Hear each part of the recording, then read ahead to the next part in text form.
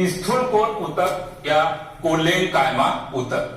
देखिए ये ऊतक जो है पेरेनकाइमा बहुत सॉफ्ट था जिसको मृदु ऊतक, इसके बाद वह मृदु ऊतक के जैसे ही इनकी संरचना भी है, बस दोनों में अंतर क्या दिखाई दे रहा है कि इनके कोनों पे जो इनकी कोशिका भित्ति होती है वह मोटी हो जाती है तथा यह कठोरता आ जाती है। अर्थात अब इसमें क्या है, कठोरता का रूप इन्होंने लेना शुरू कर दिया। अर्थात अब ये ऊतक जो है वह पौधे को आधार प्रदान करने का भी काम करेंगे। इनकी संरचना में हम देख लेते हैं कि इनकी कोशिका भित्ति जो होती है इसमें कोनों पे सेलुलोज का बना हुआ मजबूत भाग, जिसको कि हम स्थूल कोण, ऊतक का ही नाम है स्थूल कोण।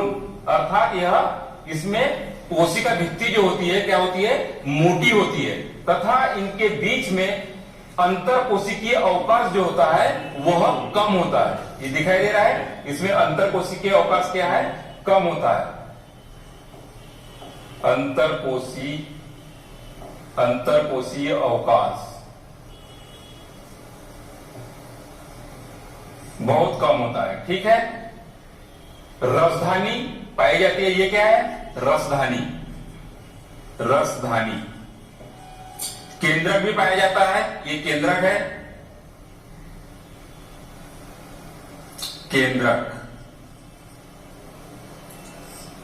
उसके बाद ये जो है कोनों पे यह सेलुलोज का बना हुआ क्या होता है, संरचना होती है जो कि कोशिका भित्ति, इसकी कोशिका भित्ति अर्थात मोटी होती है। अब इसकी विशेषता यह है कि पौधों में आपने देखा होगा कि पौधे को आप जैसे झुकाते हैं तो वो क्या है, टूटता नहीं है बल्कि वह इस तरह से मुड़ जाता है। उसका रीजन क्या है कि पौधे में लचीलापन होता है, वह टूटता नहीं है। तो वह पौधों में जो लचीलापन होता है वह कोले स्थूल कोण ऊतक या कोलेनकाइमा ऊतक के कारण होता है। यहां पे लिख देते हैं कि पौधे में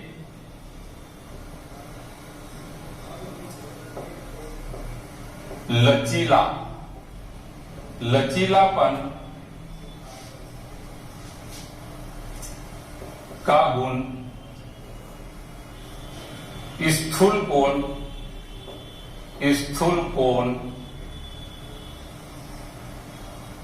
ऊतक के कारण होता है, ऊतक के कारण होता है।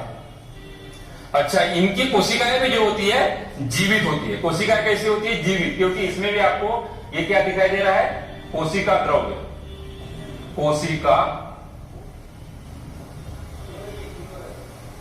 कोशिका द्रव्य दिखाई दे रहा है।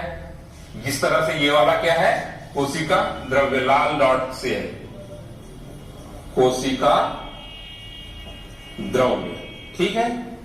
इसके बाद ये रसधानी, ये जो बीच में स्थान दिखाई दे रहा है ये क्या है, रसधानी। तो इसमें रसधानी भी पाई जाती है। बस अंतर यह है कि यह जो है मृदु ऊतक से थोड़ा सा स्थायी रूप और ले लेती है। अर्थात इसमें जो कोशिका द्रव्य जो मृदु ऊतक में था उसके अपेक्षा इसमें जो कोशिका द्रव्य है वह कम पाया जाता है। इसमें मजबूतनेस आना शुरू हो जाती है, अर्थात इनके कोनों पे टाइटनेस आती है। अंतर कोशिकीय अवकाश जो है वह कम होता है। इनकी कोशिकाएं का आकार जो होता है वह जो पेरेनकाइमा ऊतक या मृदु ऊतक था उनके जैसे ही है, अर्थात यह बहुभुजी, लंबी, गोलाकार आदि आकार की यह हो सकती है। तो कहने का मतलब यह है कि धीरे धीरे अब जो परमानेंट हमने जो तक ऊतक पढ़ा था उनसे यह ऊतक बनते हैं, लेकिन अब पहला ऊतक जो मृदु ऊतक था अब उसके बाद वह थोड़ा सा टाइटनेस वाले ऊतक, अर्थात इनकी कोशिका भित्ति क्या है, थोड़ी टाइट हो गई। अर्थात यह ऊतक जो होते हैं वह पौधों को आधार प्रदान करने का काम करते हैं तथा यह जो यहाँ पे जो ये टाइटनेस या जो मोटी भित्ति होती है काय की बनी होती है, सेल्यूलोज की बनी होती है।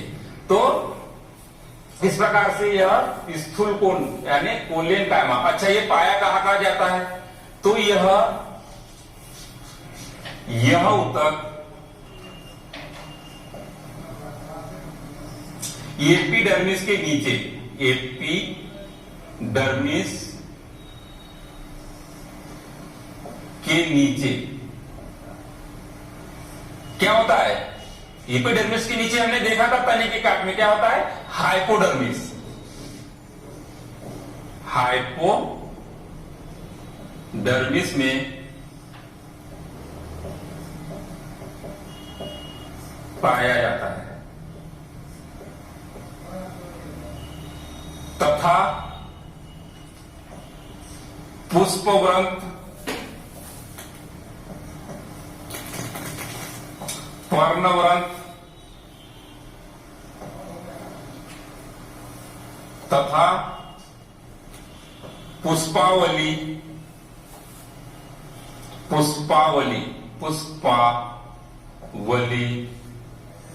व्रंत में पाया जाता है, लेकिन यह जड़ों में नहीं पाया जाता है, जड़ों में नहीं पाया जाता है। ये याद रखना कि यह ऊतक जो होता है जड़ों में नहीं पाया जाता। आप कभी जड़ देखिए, आपने कभी प्लांट उठा और जड़ को इस प्रकार से मोड़ना तो जड़ क्या हो जाती है? टूट जाती है। वह टूटती क्यों है? क्योंकि यह ऊतक जो है कोलेन कायमा ऊतक उस जड़ में नहीं पाया जाता है, इसलिए उसमें लचीलापन नहीं होता। जड़ क्या होती है? जनरली टूट जाती है। तो यह इस ऊतक की अनुपस्थिति के कारण जड़ में लचीलापन नहीं होता। तो यह इसमें केंद्रक पाया जाता है, राजधानी पाई जाती है, कोनों पे स्थूलपन पाया जाता है, इसमें अंतरकोशिकीय अवकाश इसमें कम पाया जाता है। तथा यह कहां पाया जाता है? एपिडर्मिस के नीचे, हाइपोडर्मिस, पुष्पवृंत, पर्णवृंत। पुष्पवृंत क्या होता है? जो पुष्प के नीचे में जो डंडी दिखाई देती है छोटी सी, वह क्या होती है? पुष्पवृंत। पत्ती का भी एक पिट्यूल जो होती है उसको पर्णवृंत बोलते हैं।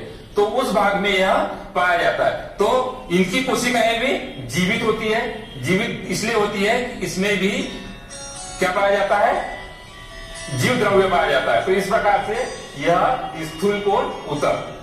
अब हम इसके बाद देखते हैं अगला ऊतक।